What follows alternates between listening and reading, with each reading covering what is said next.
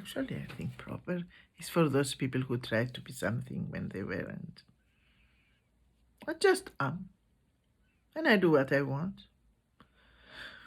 Why this year I climbed the tall fence to inspect the spring calves wearing a yellow silk blouse? Because I wanted it. It's not a ranch attire, but for me, culling is an occasion. The life of the entire ranch is in my hands, and a mistake will haunt me and my herd all my life. So, in this kind of days, I have to look important. I remember the first assignment I had to cull. I went with a pink Chanel dress. My dad looked at me and he grinned. I say, Daddy, you have to say something. My dad said, Jeannie, you were not born for this job. Oh, he was right. So I have been very glad for it. But it didn't last. I didn't have a choice. How much choice anyone can be given anyway? So it's like the billiard balls. If a cue ball hits them, they roll. They do. People are the same. And I was always a cue ball, making others run. Until last week, my entire life shut down. Last week.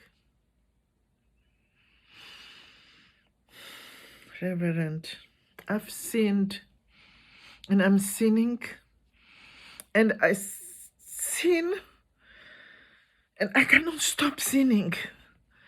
And can you stop me? I can't. It's like I have a whole fire with coals underneath my feet, but I don't feel it. That's much angry I am. Don't expect me to call you father. That's for everybody else. I'm a hurts woman and a master. Hurts masters, they don't run with the herds.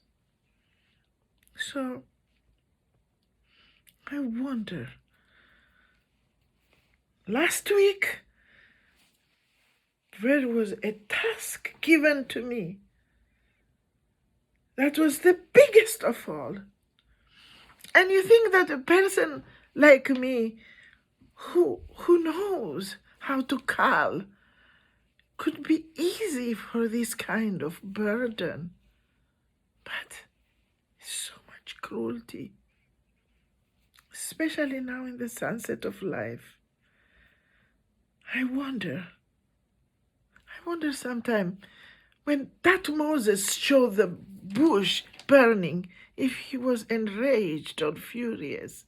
I wonder. Because it was an onerous charge on him. Like, does a soul ever survive her fury over her creator? Of course she does. Well, I don't know about souls. I don't think anybody knows about them. But I was very furious and angry at my creator one day.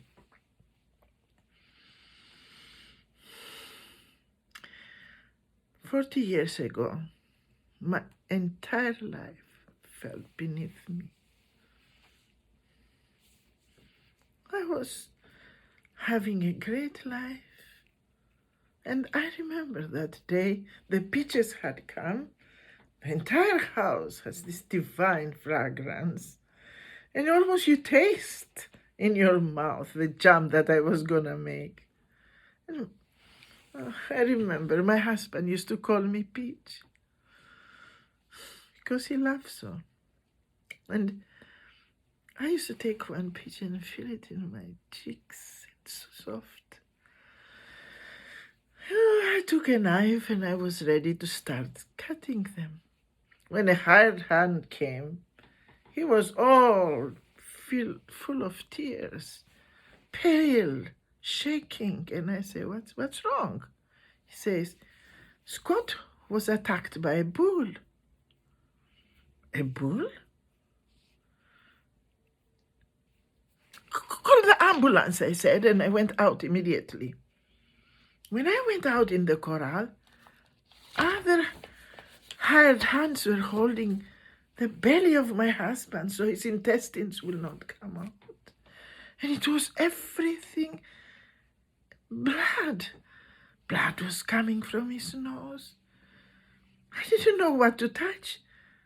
I fell on my knees, and he had his hand making the shape of the heart on his. I said, Scott, don't die. Don't leave us. A baby's coming to us. You cannot die now, Scott. Please, don't leave. And he kept making the heart, and then he stopped. I look at him, and I was waiting for him to move again, to come back to life, but he didn't. I turned to the hired hands and I say, take me to the bull who did that to my husband. And they did take me. It was Duke, a bull that I had fed and saved from death when he was a calf. He was born in a snowstorm. His ears was burned from the snow. He couldn't stand. He had pneumonia.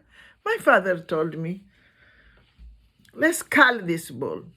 I say, no, Daddy, we have to save him. And he says, Jeannie, sometimes we have to do some things the way they need to be done. I couldn't listen, but he was right, because now, Duke, I was there. He didn't care what he have done. Blood was falling out from his horn. He didn't. So I say to the working hands, give me a knife. Nobody moved. I had to scream, give me a knife now. And finally somebody gave me a knife, and I slit Duke's throat from one ear to the other. Blood flowed like a spring all over, came on me. It showered me, and I was filled with it. And that moment, under all that blood I felt, I was reborn.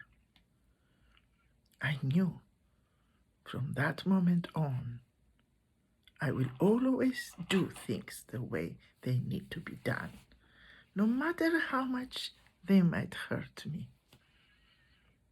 So I stuffed that Duke and I put it in the grand room. Every morning that I pass by, I see him, and I remember what can happen when you don't do the right thing, when you are weak. And now, Reverend, do you have the courage to do the right thing? It will be very good for you if you do that. And I have to go anyways. Our paths will meet again. That much is sure. But I just want you to know something, Reverend. I hate peaches. I used to love them. I used to enjoy them. But I hate them now. And those days are gone.